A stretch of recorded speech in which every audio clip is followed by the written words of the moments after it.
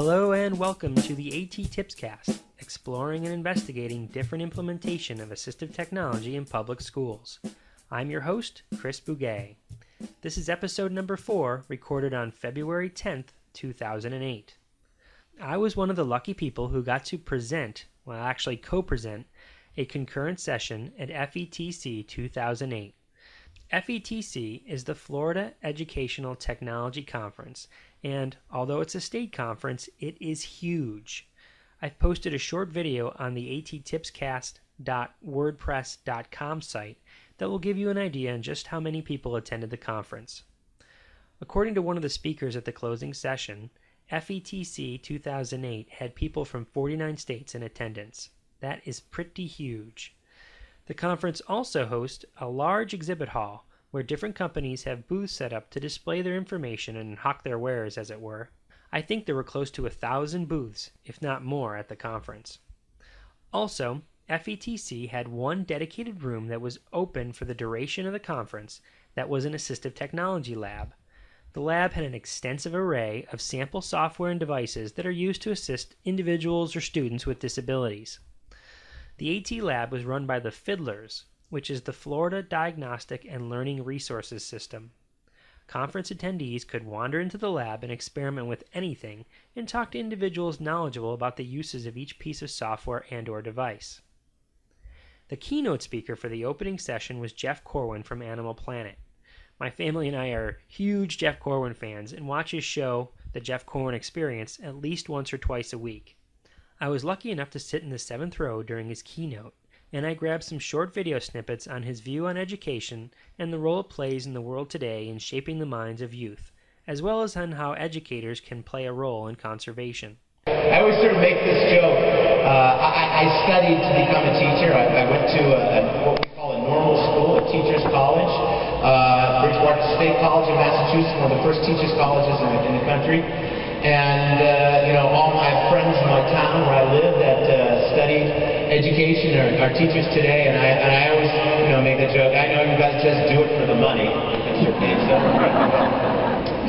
But, you get this ultimate reward in knowing that you've taken the next generation and you've set them on a pathway which will ultimately enrich our nation.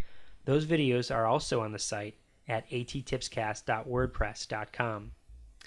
So, I learned a ton of information at this conference. Honestly, if I shared it all with you now, it would take hours. So, I decided to give you the top 5 things I learned at FETC 2008, and the rest I will distribute as separate tips in future casts.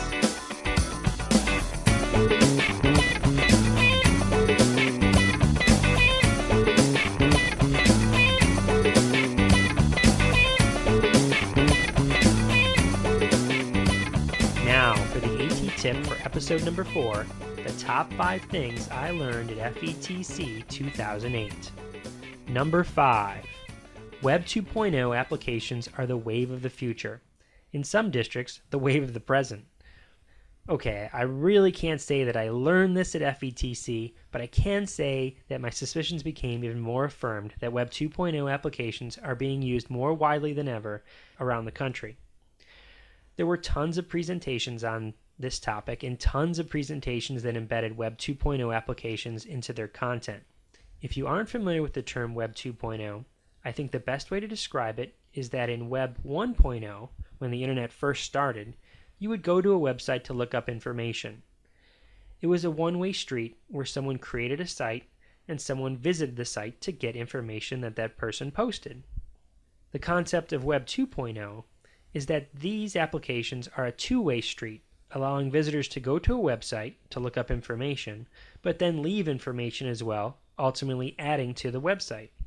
Some of the other things I learned about in my remaining top 4 are Web 2.0 applications. There are some restrictions depending on which sites you use, but many of these Web 2.0 sites would be very useful in differentiating instruction. Number 4. Classroom 2.0. This website is like Facebook or MySpace for educators. It's a social networking site just for educators. It's a place for teachers to collaborate, meet similar individuals who share common interests in education and educational issues. I created a profile for myself and I posted a link to it on A.T.TIPSCAST.wordpress.com. Go check it out. Leave me a message if you go there. I would love to hear from you. I see this tool as a great way to brainstorm solutions with other educators on topics such as how to make instruction more universal, how to differentiate instruction, what kinds of activities, interventions, and tools have been used to help with particular learning challenges, and then different ways to brainstorm professional development strategies, and much, much more. Number 3, using your Noodle on the Moodle, a concurrent session by Alan Taylor, who is an educator from New Jersey. The workshop was on Moodle, which is a competitor of Blackboard.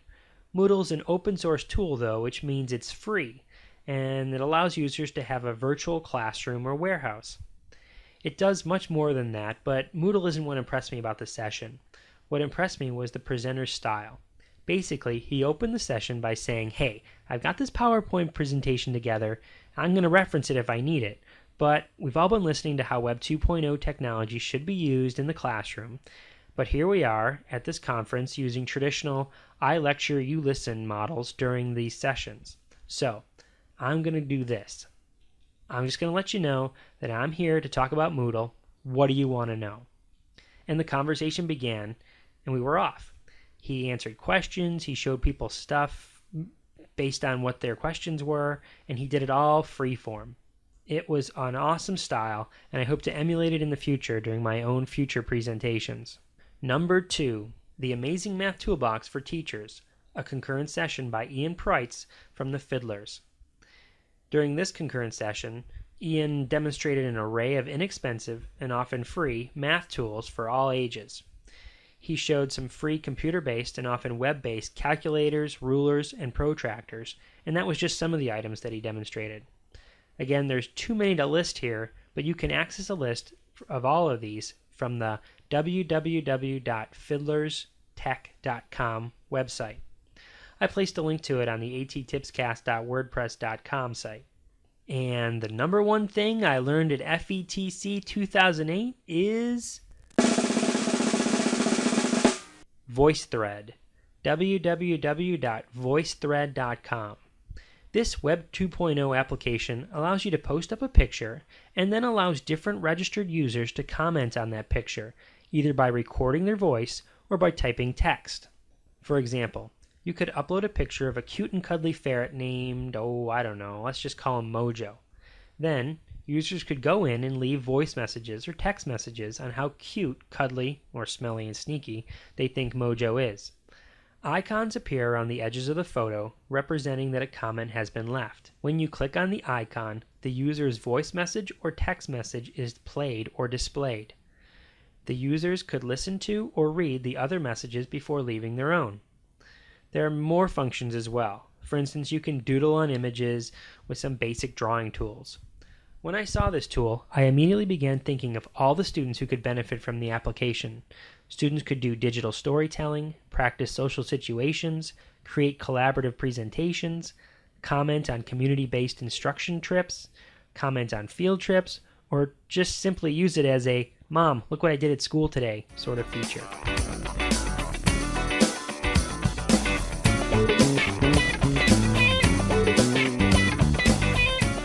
That about wraps it up for this week's episode.